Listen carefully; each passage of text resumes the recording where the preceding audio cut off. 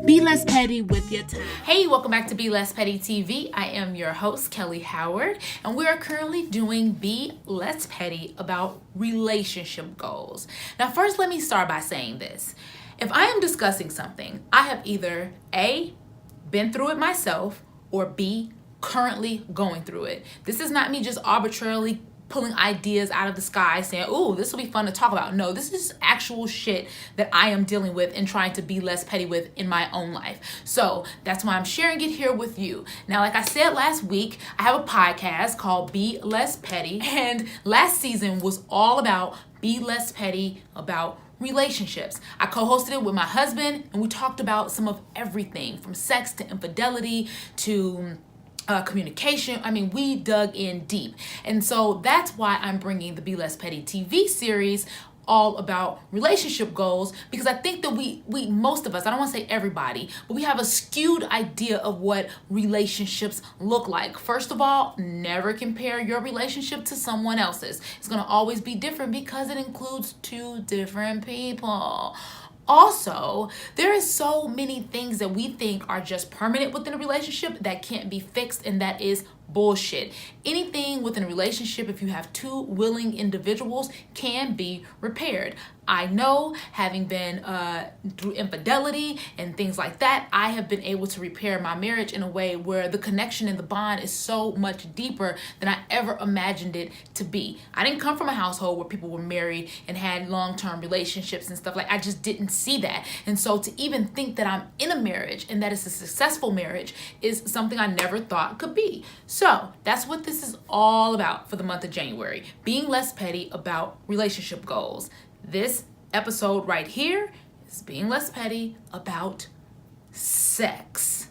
Yes, that's right. Now, this is such a loaded conversation when it comes down to sex, because you have people that want sex all the time, then you have people that never have sex, then you have people that have been victims of sexual misconduct, which puts them in a completely different category. I myself was molested at 8 years old, so I know what that feels like, that trauma of trying to overcome having been through that and then still having a healthy relationship sexually with my husband. Not to mention, like I said, the infidelity that also takes a toll on a relationship or a marriage sexually. And I have multiple sclerosis, which is another thing I'm dealing with because it messes with my sexual desire.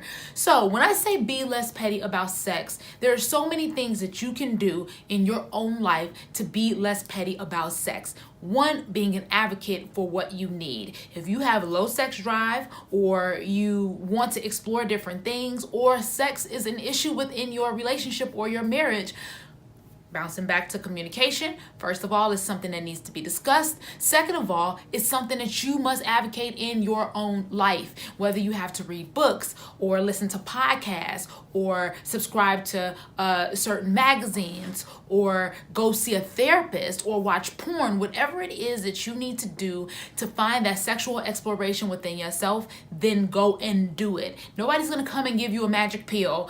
Well, unless you're a guy, and then you can have Viagra. But Viagra doesn't work on women, and there is no pill for a woman. Like, it's ridiculous. So we have to go and be advocates for our own sexual desires, our own sexuality. I read so many wonderful things in the book, Come As You Are. It's right here. I don't remember the author's name, but you see the book, so go find it.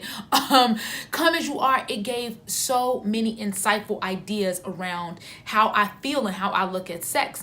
And I was really looking at my own sexuality in a very skewed way. I was thinking that something was wrong with me or that I was abnormal. And to be honest with you, nothing's wrong with me. I just have a different sex drive, and that's okay. And now that I've been starting to explore how my sex drive is affecting me and my marriage, how the molestation and the infidelity affect, like all of those different aspects, I have been able to actually find a love for sex. I have actually wanted it more now. I want to be sexually explorative because I have started to dig into that stuff. So when you start learning about stuff, it's natural for you to want to know more about it.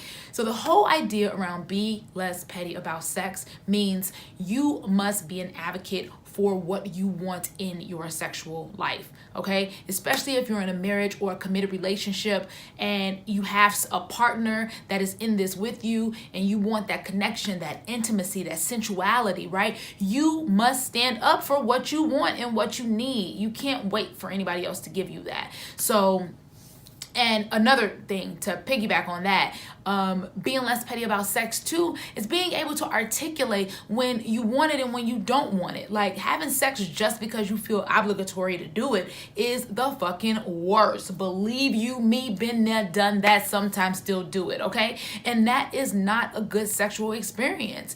And so being able to articulate like, babe, you know what, tonight is just not a good night, but I really am like into you, and it's not you, it's me. I don't want you to feel rejected. Like, you have to communicate those things with your mate so that they're not taking it personally and feeling like, oh, well, they don't want me, because it's never really about them.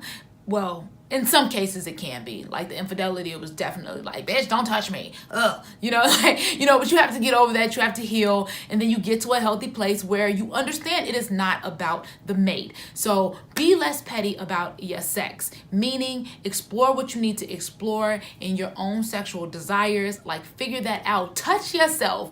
Get up in there and touch yourself. A lot of women don't really touch ourselves. Like, especially Black women. That is not something that is advocated. That is not something that is told that it's okay to do. Like, look at your coochie. Get up in there, see what it look like, and be okay with how it looks. It doesn't matter if it looks different from somebody else's that you've seen on porn. Them porn coochies is not real coochies. Like, I don't know what the hell them girls be doing. But anyways, seriously, be an advocate for your own sexuality and lean into that. You deserve to be satisfied, and by any means necessary, you deserve that, which means that you must know what it is you want. And how can you know what it is you want if you've never actually tried to figure it out? And so make sure you guys are taking control of your own sexuality by doing whatever it is you need to do, reading books, going to see a therapist, going to talk to your doctor, listening to podcasts, watching Be Less Petty videos,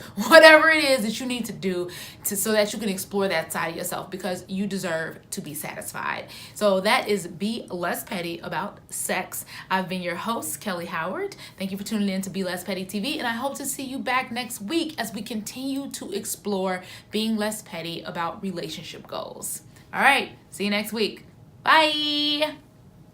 With your mind, be less petty with your blame. All that petty shit is lame. Be less petty with your friends. Love first, make amends. Be less petty with your life. Be less petty with your wife. Okay. Be less petty with your mom. Be less petty with your job. Be less petty. Be less petty. Be less petty, baby.